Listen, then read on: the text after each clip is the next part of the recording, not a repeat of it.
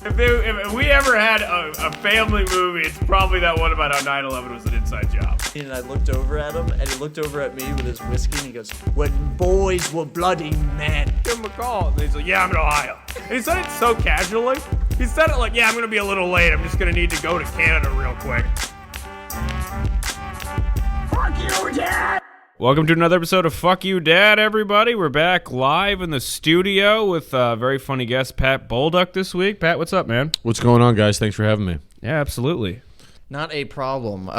Pat, well, I guess, it's kind of over. That was my go-to question was I was going to ask about the quarantine, the Great Core. What was did you do any comedy during that, or did you kind of cave up? I did do some comedy. I went to Maine, where I'm from, and they literally just hadn't even heard of it there for a while.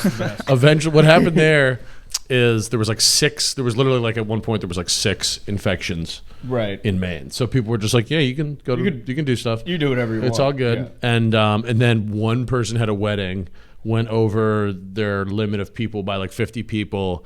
And gave Maine coronavirus. So that was the whole thing. They have a lot of fun memories of that way. Yeah, but then it took off, and there was a lot of people with it. But so I did go to Maine and do some shows, and did some things outside of the city where it was outdoor stuff or patio shows. You know how those go? Oh, absolutely. Yeah. Which are almost worse than COVID, I would say. Yeah, the pain of doing the outdoor show is well, let me just be on event. Yeah, we should get a vaccine for patio shows where it should just be done. Yeah.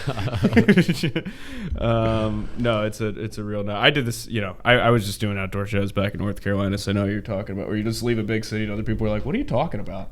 I'm on a boat." Everything's fine. Yeah, right. It's just what do you? Yeah. Well, literally half the people in the United States don't think that Biden won the election. So there's probably going to be some difference in opinion. But because it is. You go to different places and they're just I was driving through some place in Pennsylvania and they were so pissed at me for wearing a mask at a gas station. It's like a threat to your life. They might punch you in the face. Yeah, they're you think you're better than me for wearing a mask? You're a little bit. Yeah, kind of. Yeah, I'm gonna be honest. Sorry to wear a mask at a Sheetz. Yeah. But, is that your college degree strapped to your face right there, son? I do feel especially since we were kind of touching on it beforehand, the Delta shit, and now it's masks are in this weird gray zone of recommended.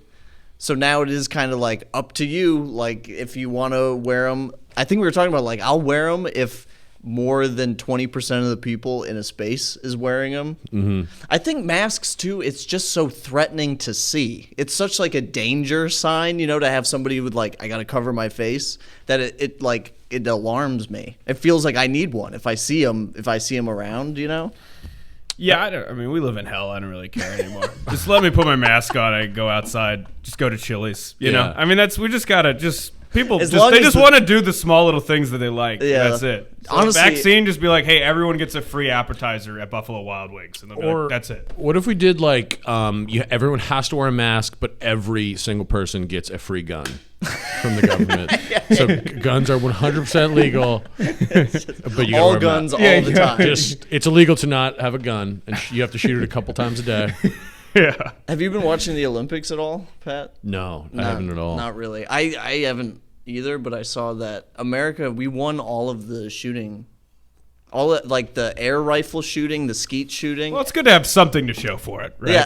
It'd be nice if it was just a bunch of people dead and you had no medals. I feel like we just gave them the gold because they didn't turn around and shoot anybody else. Because athletes are under so much pressure, Right. And there's that white guy with a gun, big gun. Right. And they're just and he's American, just give him the gold. Just try the target instead of the mall, and you're good. Is that what the event is called, being a white guy with a gun? I got silver in being a white guy with a gun. It's dude, that guy is amazing.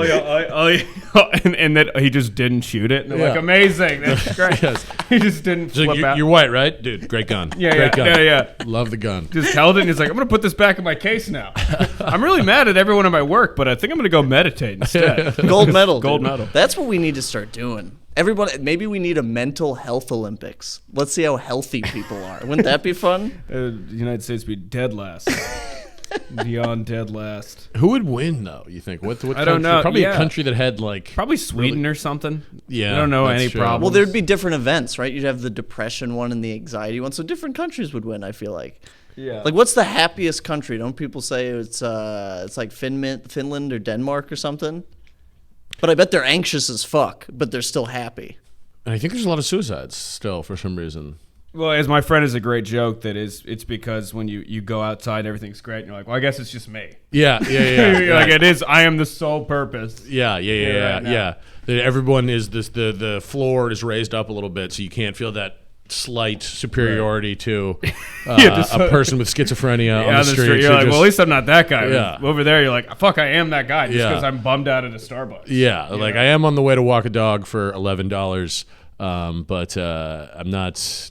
I'm not that guy in the street. Yeah, no, that's literally America's whole thing. You're like, well, you could be that guy dying right next to you. That's reality television. That's all that is. Like Intervention. You ever watch that show? Yeah. Yeah, I just watch it because I'm like, I smoke weed every day and I get drunk a lot, but I'm not. I'm not. That's hitting my literally dad. all TLC is like. At least you're not these people. Yeah, and it's like the saddest, most terrible. disgust. Where it's like, why am I watching this 600-pound just in a horrible state? Yeah, but it's just this weird, like, look at her. You're not her, right? Yeah. And it's like, Jesus, fucking Christ, you know.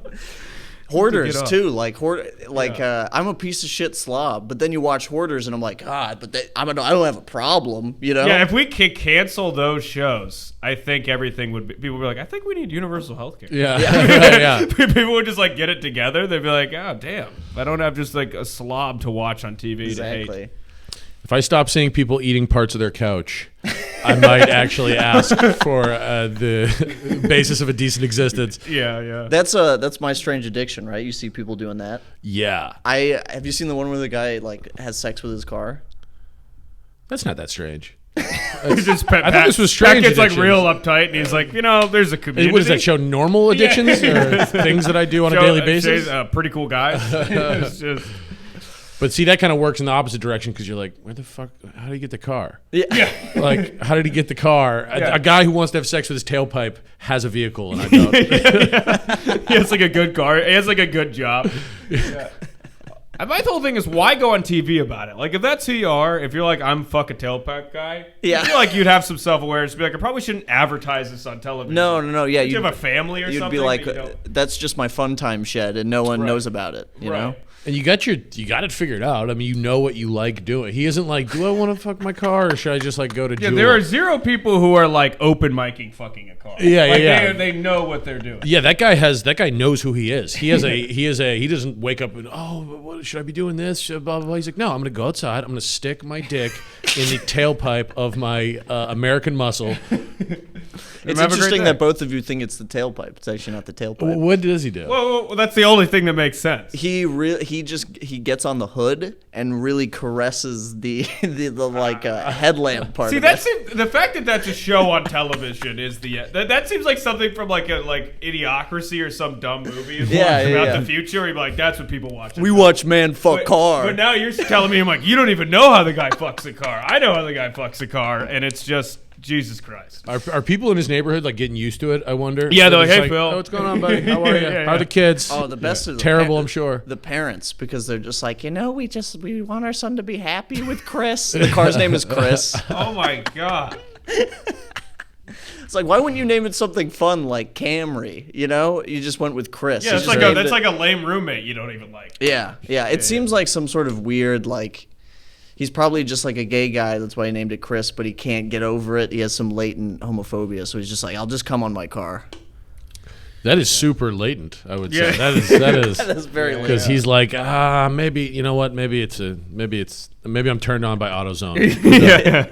It's like, no. Did all the buff dudes working there? For sure, man. Pat, so you said you grew up in Maine. Mm-hmm. What was that like? Did you enjoy it? Yeah, I think so.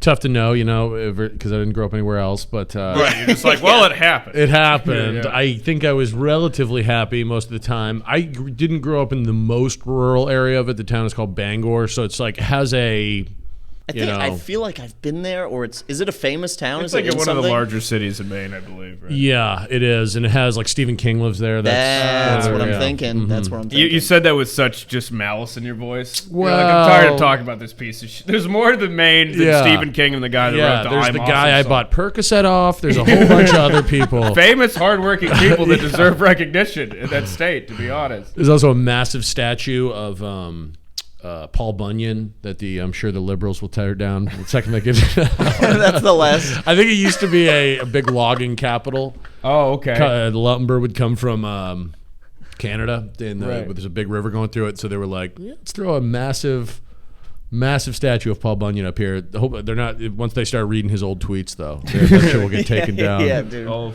fuck. He had some weird things to say about that blue ox. Yeah. But Paul Bunyan's a huge Minnesota guy too, and I'm not really sure why. Well, it's really not a good sign if a fictional character is like the largest sign in a place. Right? Probably not. It's like, well, there's a statue of Rocky in Philadelphia. I'm like, does that mean the only impressive person here like didn't exist? Yeah. You know what I mean? It's like from a movie. That wasn't even probably shot in the city. Yeah, it was either. like shot in L.A. or something. Yeah. Like, And as has been pointed out by other people, there's million great boxers from Joe Louis from. Oh yeah. The best is Sylvan Stallone, just throwing his hands around for 3 minutes at a time. So Pat, you're a comedian now. Were you always like a funny kind of kid, or were you sort of? I feel like you were kind of like me, where you would make jokes, but not to everybody, just to the guy next to you. Not as much. I was a pretty desperate. Like I was definitely trying to get big laughs. Oh for yeah, sure. I wish I would like to frame it as like no, I was like I'd be reading and then I'd have an intelligent statement to make. But I was like no, I was like oh you want me to eat that quarter? Oh, you were the eat it kid. I would eat stuff. Yeah. Yes. I would eat There's stuff. always the eat it kid. There's probably 270 and change in my somewhere one of my intestines. Yeah. No, I was never the eat it kid, but I loved making the eat it kid eat it. Like I loved creating the thing to be like, oh, eat this shit, dude. Like you just throw Skittles and mashed potatoes and gravy and mustard, then you're like, eat it, and then everyone go, but it'd be fun. That was so crazy. Yeah. All right, I had to leave school one time because I ate like 6 habanero peppers. I remember I just popped for like a dare, or just some guy brought them obviously to get somebody to eat them, and I was just like, fuck, give it to me. Boom, throw one back, and I'm like, it doesn't kick in until 20 seconds later or whatever. So I'm just like, more. Oh my god! I was like, I will die on this hill. As long as someone gives me a hug before I pass out, I'm good. I had to go to the hospital. Oh my god! Yeah, my face was just like. I love how you're like at the beginning of my stand-up career was being hospitalized, trying to get attention from my peers. I was like, what if we kind of turn this into a career? Right, exactly. I was like, I wish I could just do that now. I don't have to write jokes. I'm just like, give me a gross sandwich. On stage, it's my closer. That'd be hilarious. Right, my closer is swallowing a roll of quarters. Everyone spit on this piece of bread. I'm gonna eat it. Who's got a goldfish? It's gonna be hilarious. Well, no, that would be a whole different realm. Of that would be. I feel like that could be a sexual thing a little bit. Spit on a sandwich. Right. No, that's if things keep going the way you're going. That's like an OnlyFans account. One of us starts and just doesn't share. Kenyon, you'll just eat moldy sandwiches for like $30 a pop. Has a video of him just eating a moldy sandwich for like $50 a pop, dude. So Jesus Christ, this is really disgusting. But just crying, chugging whiskey, eating a moldy sandwich, going, God damn it.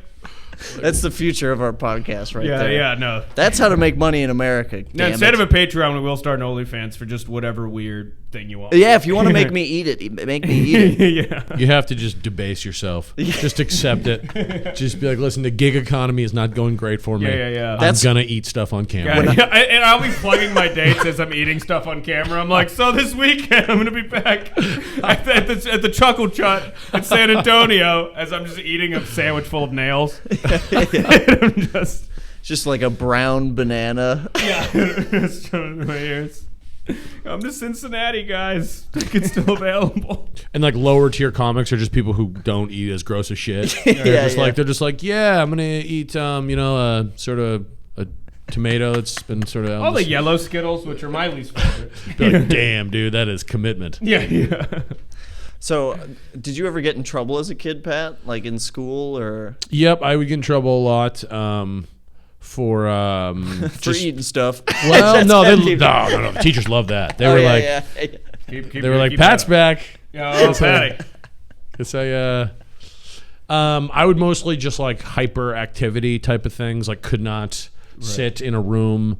And I'm sure I was just a nightmare to have as a teacher. And I'm sure of this because a teacher one time said you were a nightmare, and that's why I'm sure. That's the best way to know. Yeah. But I think it was like, I would get in trouble just like nothing crazy. I wasn't like doing meth or anything like that. Right. I was doing, like. The pause makes me worry. I wasn't doing meth, all right? I mean, I wasn't. All right, so I was doing meth. It wasn't all the time. I mean, it was just every now and then. Yeah, I mean, it was just some Saturday meth. I would do like lower tier speed. Yeah. But no, just dumb little shit and like fights and stuff like that. Right. Oh, really? Were you a fighter? Did you get? I have a very thin skin, so I think I would be. I would get into fights. Okay. God, I've never gotten into a fight, and I ever. Really? I mean, I've gotten into like scraps with like really good friends. Like we're joking around. Like we used to have this thing. It was in high school too. We'd call it WrestleMania Monday, right? And we'd all go to Brad's house and we'd clear out his living room, and then we'd just like kind of like wrestle each other until somebody accidentally hurt somebody else, and then that person would get angry and try to actually hurt the other person, and then those two people would fight. So everyone else would stop fighting and then just watch the other two fight. Okay, so you've never been into a fight. No, You've never been. No, I've never been into a fight. I like how you're like, no, I've been into a fight. Me and my friends, we got together, we had a sleepover, and we slapped each other. So I want you to know, if you get into one fight, that's -1 fight. Yeah. Like you're still at 0 fights if you kick the shit out of someone. Right. That's too many pillows to be involved for too many cushions. But we would do that same thing too. We would kind of like if your friend had a basement that didn't seem like anyone was gonna like smack their head off of a table, you would just be like, let's yeah. Let's throw it There's down. a certain age of young boy that is just a weird, destructive being that just fucks around. And they're terrible. A 15 to 17-year-old boy probably is like the worst the worst living thing on the planet, on the earth. Should be caged. Well, because I think back in the day, you probably would have had some like you might have had to like protect your group or whatever or do something, but then it's just like all the testosterone, all that evolution of like, there is a general purpose for this, maybe to like fight off an animal potentially. But you have nothing to do. Your life is totally fine. You just have blockbusters stealing shit, leaving faucets on in public buildings. Yeah, you used to be genuine evil. You used to have to be crazy to survive at that period, but now it's you're right. You're just causing. Like, there's no invaders. There's just me kicking holes in the wall of a bathroom at a bowling alley. All right, Pat. So you did mention pre-pod you had some stories, some dad stories to bring up. Yeah. My dad's like a pretty funny dude. He lives in Maine still, and the one that strikes me, he has kind of weird. He like started a music festival in Maine.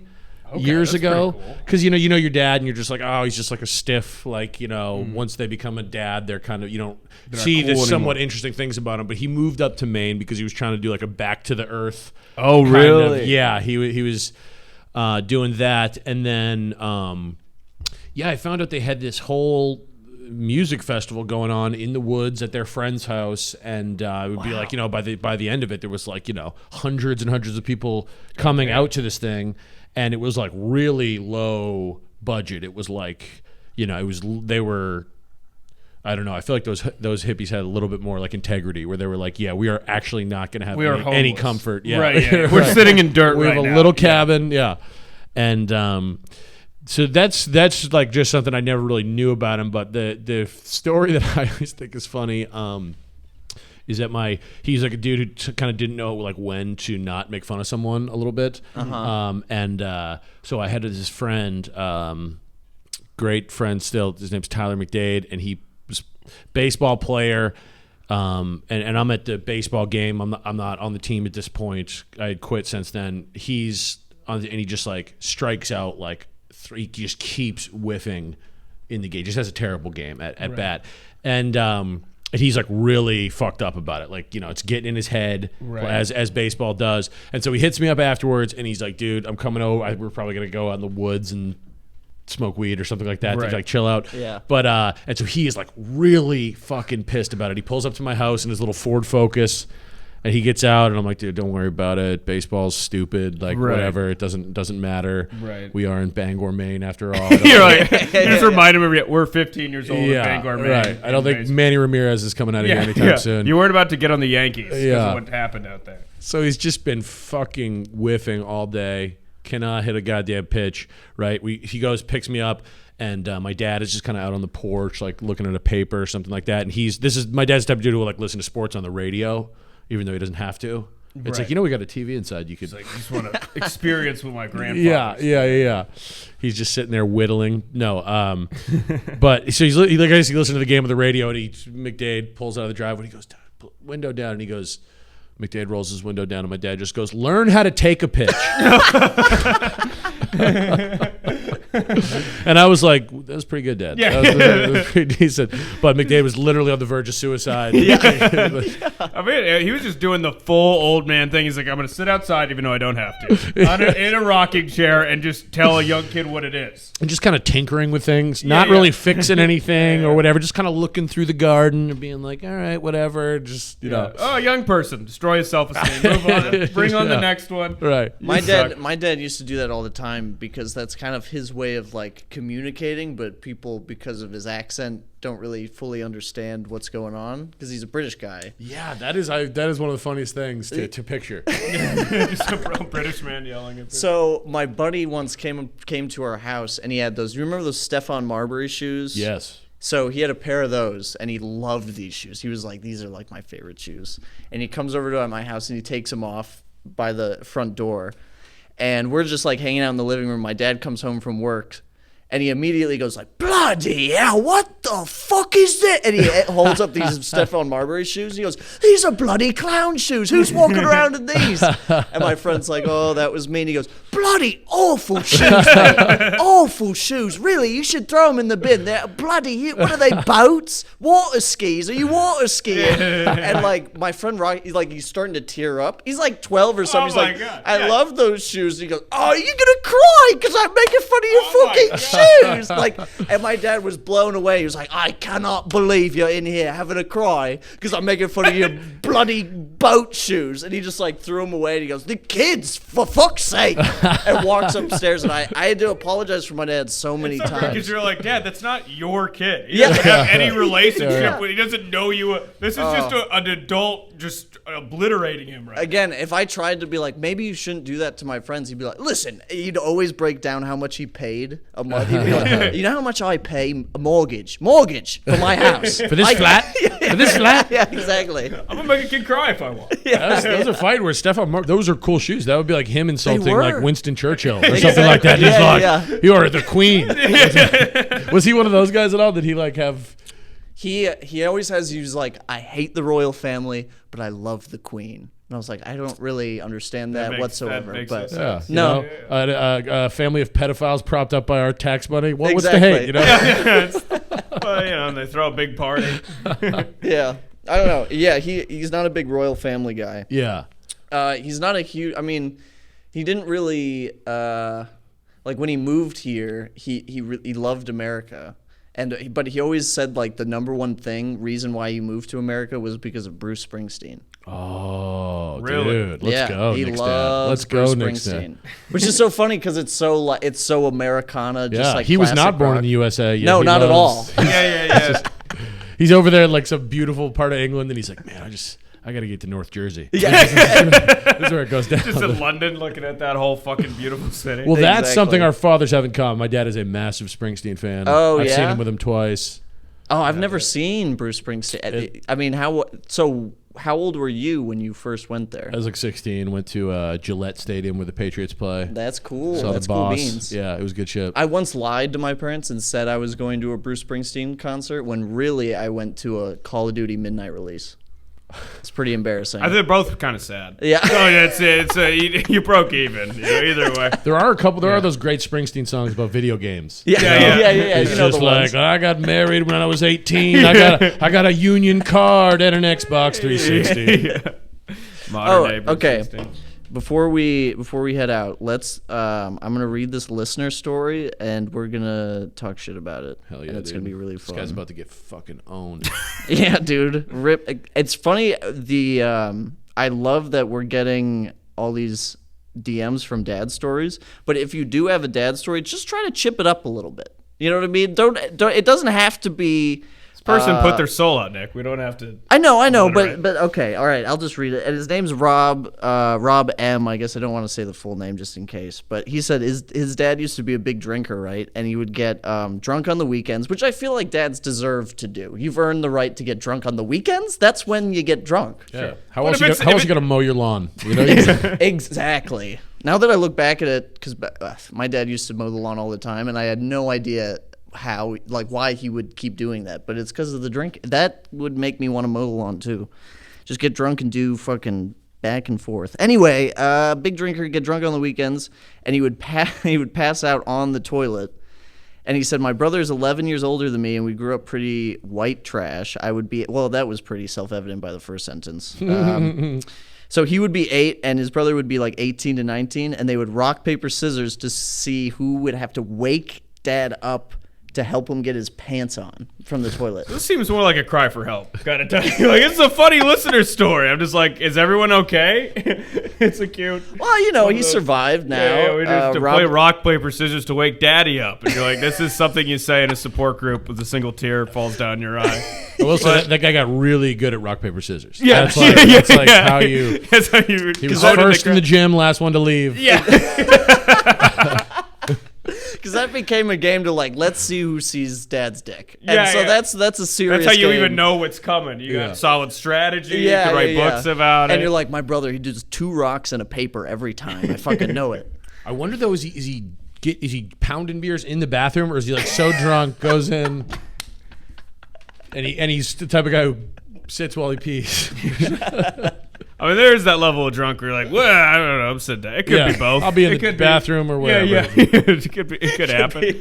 Let's let's go ahead and take the pants down. Let's get ready for whatever. Yeah. There was I one time shit my pants on a toilet because I'd been drinking so much. See, that's what that guy was trying to avoid. He was clearly an experienced guy, and that's like day one alcoholism or whatever. So he was trying to cut that out. Shit your pants. So that's like you came so close to not shitting your pants. Yeah, you were like, I am literally in the one place. It would be acceptable to shit. And I ended up just shitting. Yeah, I would just be so mad at myself the second that's. Yeah, no, I was pretty upset. You were like right at the finish line, and you just. But I mean, to be honest, very easy cleanup. Just threw away everything I had on, even my shirt. I was like, it's gone in the trash. You start a new identity at that point. Yeah. I mean, especially you're out at a bar. I mean, how do you face your friends? I would just see me at a bar in Costa Rica later, just going by different. I'm under an alias. Yeah. No one's I've never seen from again if that happens to me. Yeah. Well, Pat, do you have anything you want to plug before we head out? Yeah, I'll plug. I run a show at. Half Sour, if you're here in Chicago, the bar's called Half Sour. It's in the South Loop. It's called Tight Ship. It's so good. Get there early, too. Yeah, get there early to get a seat, but come check that out. And then we also have a show at Goose Island Brewery in the West Loop on the last Sunday of each month. That's been a ton of fun, too. And so come check that out if you ever got a chance. And you're in Chicago. If you're in another city, I don't give a fuck. Fly to Chicago and go to Tight Ship. I'll be there next week. Yeah. And of course, come to the Lincoln Lodge and see comedy, too. Of course. All right, Pat. Well, thanks for coming on, man. Dude, thanks for having me, boys. It was so much fun. Yeah, man. Hey, guys, you just listened to another episode of Fuck You, Dad. If you could follow us on our Instagram, which is FCKYOUDAD podcast. That's the important one. We also have a Twitter account, which is FCKYOUDADPODCA1. If you could follow that. Also, please submit any father stories that you have that you'd like us to make fun of, laugh at, or share. Shoot that to our Instagram DMs. And if you could please go ahead and rate the podcast, share the podcast with your friends and family that might enjoy it. And keep listening. Thank you so much.